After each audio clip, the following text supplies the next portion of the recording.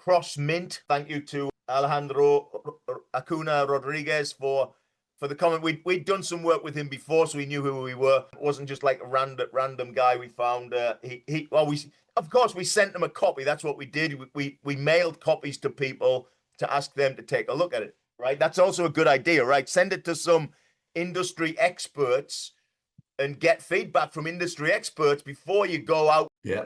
So it was they suggested this as the cover, and actually no, this is the second version. This recommended that had a slightly different image here, and Maciel suggested this was a maze. This was like an old maze that you get like in a castle, and Maciel said, could you make the maze look more like a fingerprint? Because within the book, we talk about digital fingerprints of digital signatures, and we have the fingerprint as a symbol for a digital ID. So this both takes the idea of a maze and a fingerprint. So that was, they agreed with that. And then on the back, they also did not put our photographs. Boo-hoo, boo-hoo. So they put a summary on here, yeah? But they didn't use color. That was discussed and approved. But they did do a very nice job. They asked, they asked questions like, can we have like a better resolution of this diagram, sort of thing. So it's funny. I've gone from black and white to color. So I used to do books black and white. I think this. Yeah. So drink tea and read the paper. Look, the diagrams, black and white. The diagrams are black and white. But if I go to my, let's have a look, Six Sigma. That's the black belt. Lovely. No, that is nice. Yeah. And I think in the case of some of these diagrams, the color matters. I don't know how easy it is to see that, but I think the color matters on some of these. And and I used to look. That was one of the ideas of proofreading the book. I used to look at a diagram, and I would refer to the diagram in my text. And of course I had to say, well, in the gray zone or something like that in the diagram. Well, it was all gray. It was all just different shades of gray. I mean, this diagram, I use a lot of color. This is a I don't know what that is. A value stream map. Yeah, it's a value stream map. And I do when I draw one for real on a piece of paper, in front of a group, I do use colors, so I am going to use, black arrows for raw material, red arrows for information flows. So, and I'm going to say that in the book because I'm trying to teach someone how to do a real value stream map. Well, it's very difficult to say, do these arrows in red, when actually there's two types of arrows. There's black ones and there's red ones. It's so difficult to refer to them in the text if you don't have the color in front of the person. So I ended up switching to color, which it's a little bit more expensive, but I think it's worth it sometimes. Absolutely. It reminds me of one of the things that Harry was very particular on was, as you say, every figure in the book had to be well labeled and referenced in the text. And we've got like 100 figures. So it's work to make sure that all coordinated. And then, of course, if you have any references, any footnotes. When we started, we put footnotes at the bottom of the page, and they recommended just putting them at the end of the chapter. So any references, I don't know whether you might be in the references somewhere here, Paul. I don't think so, but there's no reason why you wouldn't be. Yeah, I think my method, that's the formal way of doing it, isn't it? Yeah. My method probably is to say it in the text. Yeah. So I will say, Deming famously said in his, Out of the Crisis book from 1989, whatever. And so I'll put the reference with the quote, partly because when I read a book, something I find really frustrating is when they reference something with a little superscript number, because that's the way they do it, isn't it? They put a little superscript number, and then you have to go look up that reference on a different page. Because while I'm reading that sentence, Yeah. maybe I'm really interested in reading the reference that goes with it. You know, and I mean, these days, Yeah. maybe back in the day when this system was created, you couldn't go and get the reference, could you? You know what I mean? If you were reading a book and No. somebody said, "Oh, here's a reference from a paper that was published in 1953 by, Albert Einstein," if you wanted to go look at the paper, you'd have to write it down, go to the library, get a copy of it out the British Library 3 weeks later. Whereas, of course, today you're reading a book and somebody says, "I'm referencing a paper by Albert Einstein." I can go, "Hang on a minute, I want to read that and I want to read it now." And I can Isn't that type it amazing? into my laptop and I can read it. My thought process is that when I'm reading that theory, if I want to read through it, where did it come from? What is the background to this idea? What other evidence is there that it works? I don't want to go looking it up on No, it's true. 50 pages towards the end of the chapter. So that tends to be the That's way right. I suppose I write for myself. I'm not writing for anybody else Yeah. necessarily. Yeah, and that might be a restriction of using a formal publisher, that they may, because that's their standard with all their books, they may not be flexible on that, to be honest, Paul. So that's something you'd have to look Yeah. into, Yeah, right? absolutely. To be fair to them, they're trying to be bomb-proof Yeah, for not upsetting somebody. true, And given publishing is what they do, yeah, if they were very cavalier in true. what they did, Yeah. they probably would upset a lot of people because they wouldn't get the references correct, and they get themselves into Absolutely. That trouble. reminds me that that was something early on that Michael Sonochi was, I could tell that was very important to him, that every reference and every diagram and every image was sourced, so nobody could come back after they've printed thousands of books and say, "We're going to put a court order in to stop you Yeah. selling that book because you didn't get permission." Yes. Imagine, right? Yes. So they are very careful about that. Very careful. Yeah. Yes. So And great. that's Now, their job. yeah, You would expect them to be. So they yeah, would yeah, they would require some kind of formality. What I've done is personally, because I've published it myself, I've done my best. I've referenced people that I've, yeah, but a lot of times, given the way I write, yeah, I'm just writing. yeah. I just, I have a string of consciousness. I write it down, and sometimes you're not even conscious where the bloody hell you got it from. You know what I mean? After, When you read it later, when you read it, like, wow, that was good. yeah, Like yeah, I yeah, must have been on. I must have been on form that day. Yeah, yeah, and so there's probably things that you learned from somebody 30 years ago, and yeah, you might not even remember where that little tidbit mm, of great information, a yeah, great saying. I love to come up with I like to have memorable sayings. I mean, certainly in the back of my drink tea book. right. So this is the first one I have at the back. It's an appendix. It's called Phrases to Remember. Yeah. Phrases to remember. Give us a couple. Give us a couple, Um, Paul. Just don't tease us. draw a run chart. Always, Always draw a run chart. always draw a run chart. Plot the data. Plot the data.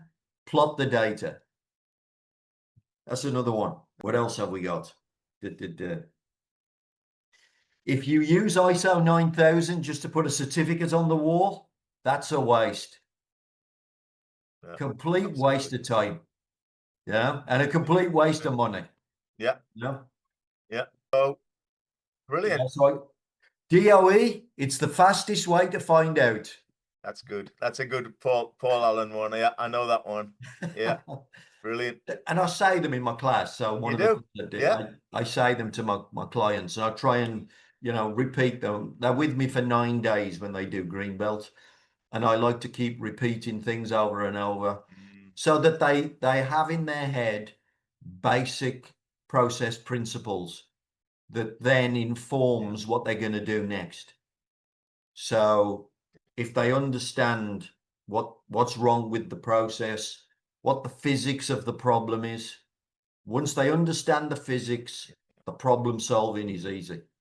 And that's the way I try to put it. And those phrases help for you to remember those things. I should get some mugs made, I think, with some of these on. You know, and have a Shopify. I haven't got a You Shopify should. shop for DOA, the fastest way to find out. I'll get. Yeah. Well, we'll put them. Let me know. We'll put them. ILSSI has a store now with caps and mugs. ILSSI mugs. So if Paul, if you want to advertise them on there, we'll just get them to. You ship them from your warehouse. Okay. Okay. Ship I'll them see from what I your can do. warehouse. Yes. Right. No All problem. right. Brilliant. So let's get on to the final phase of this podcast, and that is the news that we had. We were tempting you with some exciting news, and Paul would like to announce the news of a collaboration that we're going to have. So what we're going to do, John, is we're going to put our knowledge together on a ILSSI text, which is going to be a Lean Six Sigma book. So predominantly, I suppose, what I do most of my time is Six Sigma. And so that's what my books are all Six Sigma books. I've never got round to a lean one, but now what we're going to do is put my lean knowledge down and combine it all together and generate a Lean Six Sigma text. So That's great. Yeah, we saw that the market, especially in Europe and the United States, North America, is finding lean to be helping them, and it becoming. I want to say as popular or more popular. I don't want to upset too many Six Sigma people, but I see there has been a growth of interest in lean in Europe and North America. So people are asking for either just lean training or lean and Six Sigma training, and so this is a way to that Paul and my our book will be focused on lean and Six Sigma. It's going to be distributed and branded by ILSSI yeah, initially, so the ILSSI community will get involved, maybe helping with some proofreading, etc. yeah. And so we're hoping that this will be available in the next few months, or let's say in the next year. Let's not be Yes. too. And one Yeah, of the things we're going to do, John, yeah, is my experience of dealing with people who train what they call Lean Six Sigma. If they were a lean consultancy, it's mostly lean with a tiny little bit of Six Sigma. If they were a Six Sigma consultancy, it's mostly Six Sigma with a tiny little bit of lean. But what we intend to do with the book is to try and give them the maximum amount of lean and the maximum amount of Six Sigma. So it's a complete textbook that you go read. And also, if you want to structure your own training, if you want to say to somebody, we want 40% of this and 60% of that, we want these subjects, we don't want these subjects because they don't suit our business, then we'll give you all the information we can to make those kinds of decisions. Because to me, I one of the things I do, especially with lean, is I tend to teach people what they need. I don't sheep dip them in everything, on the list of tools. right, Same with Six Sigma to some degree. So I like to try and give them what they need. I mean, that causes problems with certification. People always want certification. I typically don't do that. I know you do. So, if you want to sit an exam, then John and the Go ahead. International Lean Yeah, Six Sigma community is your place to go. yeah, I typically don't do that because no, I want to give my clients the yeah, skills that they need. Because if you teach them too much that they don't need, they'll forget no, it quite quickly because they'll never use it. So, that tends to be the way I work. I know you Yeah. certify John on a more standard agenda. Yeah, we do offer certification by project. It's not all by exam, but just the fact that there is a certificate sometimes rubs people the wrong way, and they don't want to give any certificate.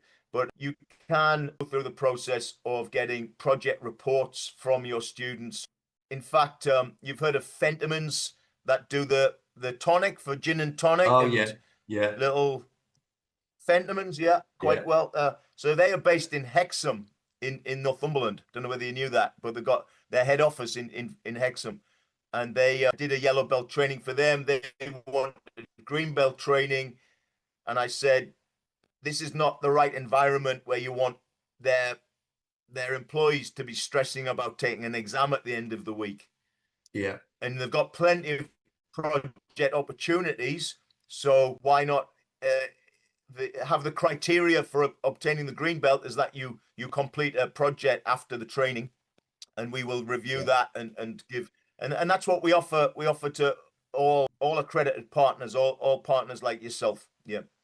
Paul, the idea of using the new book, Lean Six Sigma Green Belt, as part of your training class, right? That trainers would buy copies of this and actually give copies as part of the training to their students means that the price point is much more important for this book.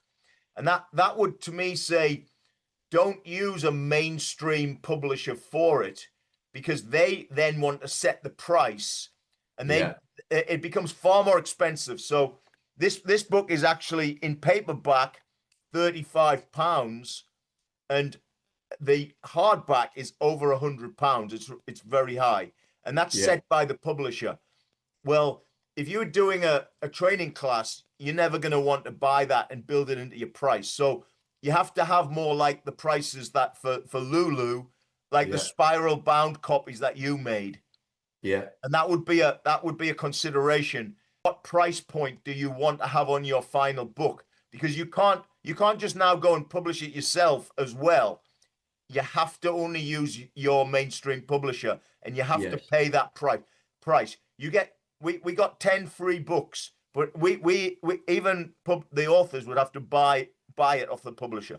Yeah, yeah. Whereas I mean, the 12 quid, this one that I'm Yeah, paying about 12 quid for, that's just the print price. yeah.